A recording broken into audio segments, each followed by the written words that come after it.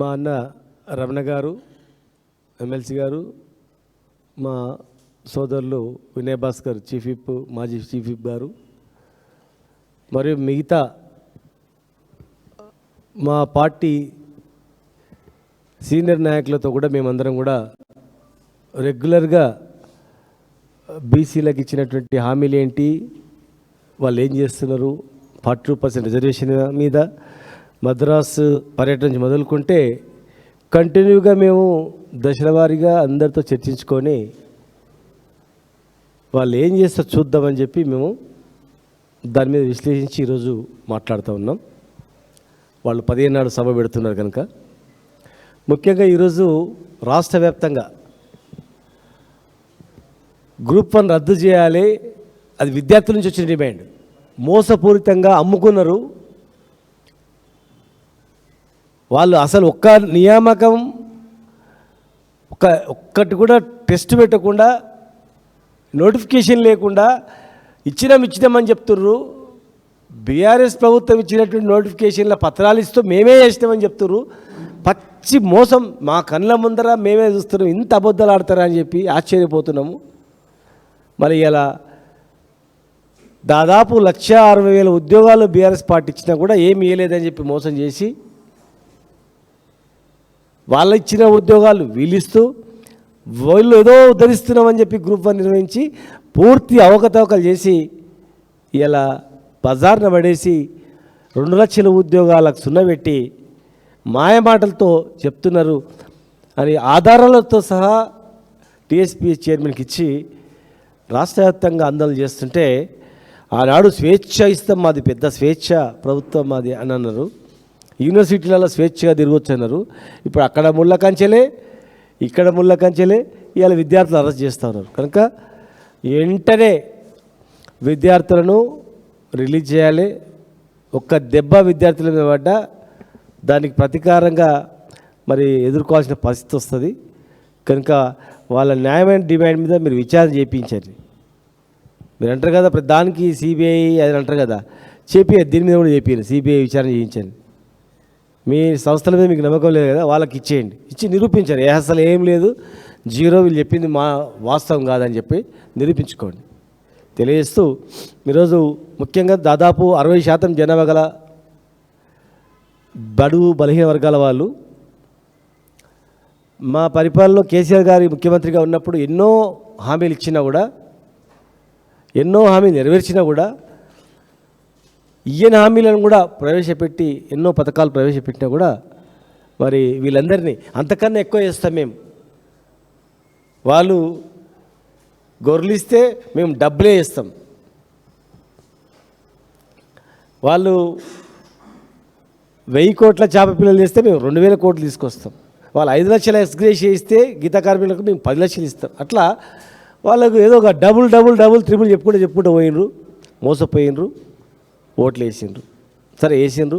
మేము కూడా రమణన్న కానీ మా వినయన్న కానీ మేము కానీ అనేక ఉద్యమాల నుంచి వచ్చినట్టు వాళ్ళం. మేము కేవలం రాజకీయాల నుంచే వచ్చిన వాళ్ళం కాదు. ప్రజా ఉద్యమాలు, ఒక ప్రాంతీయ ఉద్యమాలు, ఒక రాష్ట్ర ఉద్యమాలు, ఆ కోవ నుంచి వచ్చినటువంటి వాళ్ళం. మరి ఈ జాతిలో పుట్టినాం కనుక ఈ జాతుల గురించి కూడా కొట్లాడేటువంటి వాళ్ళం మేము. కామారెడ్డి డిక్లరేషన్ అనేది సిద్ధరామయ్య గారు వారు తీసుకొచ్చి, సిద్ధరామయ్య గారి ద్వారా నవంబర్ 10th రోజు 2023 రోజు అనౌన్స్ చేయించారు. స్థానిక సంస్థలలో 42% రిజర్వేషన్ ఇస్తామని. దాంతోపాటు 53 ఉన్నాయి. ఇవాళ ఏం తీసుకొచ్చారంటే కామారెడ్డి డిక్లరేషన్ అంటే కేవలం స్థానిక సంస్థలలో 42% రిజర్వేషన్ ఇవ్వడమే మా యొక్క ఎజెండా అనేటట్టు ఇస్తున్నారు. కానీ అనేక అంశాలు ఉన్నాయి. సంవత్సరానికి 20,000 కోట్ల సప్లాన్ మహాత్మా జ్యోతిబా పూలే మీద ఇస్తామని చెప్పన్నారు. కాంట్రాక్టర్లో, సివిల్ కాంట్రాక్టర్లో 42% రిజర్వేషన్ ఇస్తామని చెప్పిండ్రు. మున్నూరు కాపు కార్పొరేషన్ అన్నారు. గీత కార్మికులకు 10 లక్షల ఎక్స్గ్రేషియా అన్నారు. నేతన్నలకు సబ్సిడీ కింద నువ్వులు కానీ ఎన్నో ఇస్తామని చెప్పన్నారు. కమ్మరులకు, కుమ్మరులకు, వడ్రంగిలకు, అందరికీ, రజకులకు, బోయలకు, అనేక వాళ్లకు ఎన్నో సంక్షేమ పథకాలు ఇస్తామన్నారు. ఎంబీసీలకు ఇస్తామన్నారు. మరి ఏ ఒక్క హామీ కూడా నెరవేర్చలేదు. గురుకులాలు ఏర్పాటు చేస్తామన్నారు. ఇంటిగ్రేటెడ్ స్కూల్స్ మండలాన్ని కోటి ఇస్తామని చెప్పన్నారు. మరి ఇన్ని హామీలు ఇచ్చినటువంటి వాళ్ళు ఇప్పటి వరకు కూడా, అంటే ఇవి 42% రిజర్వేషన్ కూడా చాలా వాళ్ళు చేసేటువంటిది మోసపూరితం. చివరిగా చెప్తా నేను, ఏ ఒక్కటి అసెంబ్లీ తీర్మానం అవసరం లేదు, గవర్నరు పోవాల్సిన పని లేదు, ప్రెసిడెంట్ ఆఫ్ ఇండియాకు పంపించాల్సిన పని లేదు. ఒక జీవో రాత్రి అనుకుంటే ముఖ్యమంత్రి గారు ఉదయం జీవో ఇష్యూ చేయొచ్చు. మరి అలాంటివి చాలా ఉన్నాయి. అలాంటివి అనేక అంశాలున్నా కూడా ఈరోజు వరకు కూడా ఒక్క జీవో ఇష్యూ కాలేదు. 42% రిజర్వేషన్ ఇవ్వాలన్నది కాంట్రాక్ట్లలో అన్ని డిపార్ట్మెంట్లకు మీటింగ్ పెట్టి జీవో ఇష్యూ చేస్తే అయిపోతుంది. గురుకులాల ఏర్పాటు ఇమీడియట్గా అయిపోతుంది. ఒకరోజు డిసిషన్ తీసుకుంటే, ఒక వర్క్షాప్ పెట్టుకుంటే. ఇక ఎంబీసీ మంత్రిత్వ శాఖ అన్న చెప్తాడు, ఇక మంత్రులు అన్నారు ఇద్దరు, చిరు వ్యాపారులకు 10 లక్షల రూపాయల అసలు ఏమి వడ్డీ లేని రుణాలు ఇస్తామన్నారు అందరికీ. ఎక్కడ పోయింది అది? జిల్లా కేంద్రాల్లో 50 కోట్లతో స్టడీ సర్కిల్, లైబ్రరీలు, క్యాంటీన్తో సహా ఏర్పాటు చేస్తామన్నారు. ఒక్కటి కూడా కాలేదే. మీరు అనుకుంటే ఒక్కరోజు అయ్యే పని కదా, ఒక జియో ఇష్యూ చేస్తే అయిపోతుంది కదా. బీసీ ఐక్య భవనాలు అన్నారు. జిల్లాలో ప్రతి మండలాల్లో గురుకులాలతో పాటుగా నవోదయ విద్యాలయాలను సమానంగా ఏర్పాటు చేస్తామని అన్నారు. 3 లక్షల కంటే తక్కువ వార్షిక ఆదాయం ఉన్న వాళ్లకు ర్యాంకుతో సంబంధం లేకుండా ఫీజు రియంబర్స్మెంట్ అన్నారు. ఎక్కడిస్తున్న ఫీజు రియంబర్స్మెంట్? కాలేజీలు మూతపడుతున్నాయి, కోట్ల కొద్ది బకాయిలు ఏర్పడతా ఉన్నాయి. ఆ కాలేజీల చైర్మన్ రవికుమార్ గారు, జేపీఎన్సీ రవికుమార్ గారు, మేము సావాలనా బతకాలన్నా అర్థమైతే లేదు, అప్పుల పాలైపోయినాం, ఫీజు రియంబర్స్మెంట్ రాలేదని చెప్పి మొత్తుకుంటూ ఉన్నారు కాలేజీ వాళ్ళు. బీసీ విద్యార్థులు అంటేనే మరి మీరు ఫీజు రాదు ఎట్లా అని చెప్పి చదువుకునే పరిస్థితి లేదు. విదేశీ విద్యను పెంచుతామన్నారు, ఇంతవరకు ఎవరిని పంపించింది లేదు బీసీ విద్యార్థులకు. వృత్తి బజార్ అన్నారు, 50 దుకాణాలు, ఒక్క దుకాణం కట్టలేదు ఇంతవరకు. మీరు అనుకుంటే ప్రతి మండలానికి 50 షాపులతో వృత్తి బజార్ అన్నారు కదా, ఓ జిల్లా కేంద్రంలో కట్టలేదు. మేము కట్టినటువంటి శిల్పారామం లాంటి కట్టినటువంటివే ఇంకా వృధా పడి ఉన్నాయి. అక్కడ యాక్షన్ పెట్టి అమ్ముకోవాలని చూస్తున్నారు, ప్రైవేట్ వాళ్ళకు దారదత్తం చేయాలని చూస్తూ ఉన్నారు, నీరా కేంద్రాలు ప్రైవేట్కి ఇవ్వాలని చూస్తూ ఉన్నారు, జిల్లా కోటి ఏర్పాటు చేస్తామన్నారు. ఎక్కడా లేదు.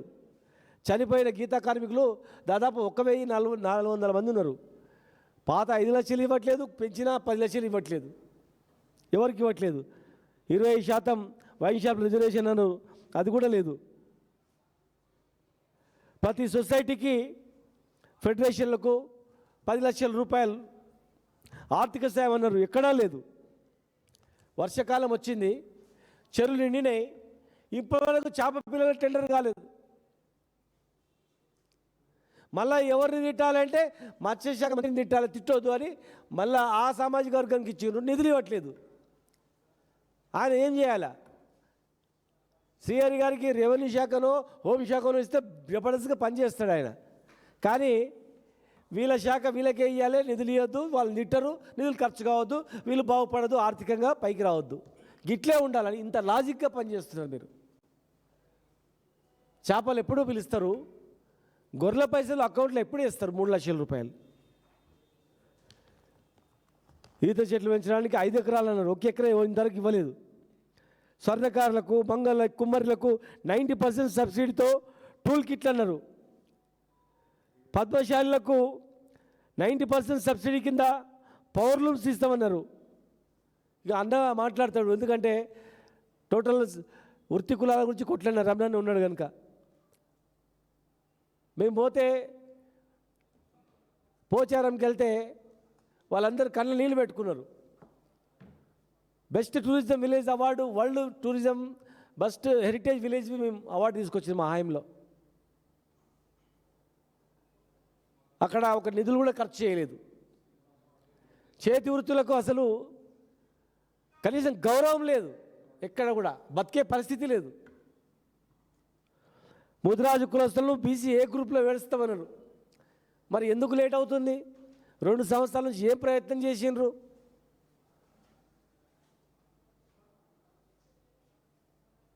మా జాండ్రా కులస్తుల పరిస్థితి పట్టించుకునే నాతుడే లేడు. కూలి పని చేసుకునే పరిస్థితికి వచ్చింది అక్కడ.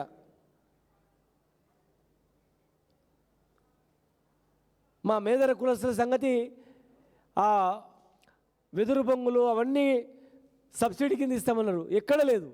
వాళ్ళ పైన కేసులు పెడతా ఉన్నారు.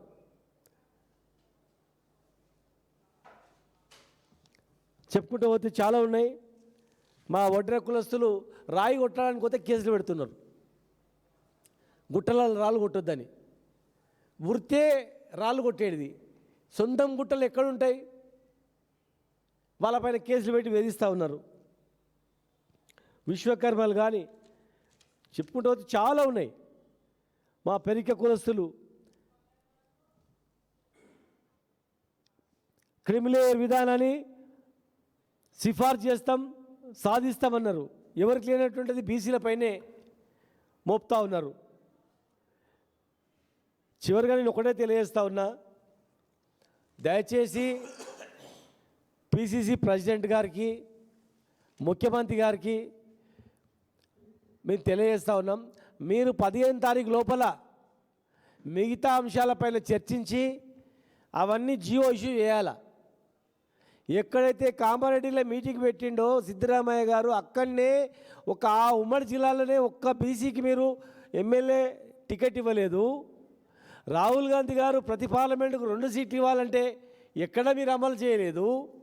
రాజకీయంగా అణగదొక్కుతూ, ఆర్థికంగా వెనుకబడిన కులాలను అణచివేస్తూ, ఆర్థికంగా పైకి రానియకుండా చేస్తూ, నాయకత్వాన్ని అణచివేస్తూ, ఇవాళ 42% అనేది 9th షెడ్యూల్లో పెడితేనే సాధ్యమవుతుందని మేము చెప్పినా మీరు వినకుండా ఫస్ట్ రాష్ట్రపతికి పంపినరు.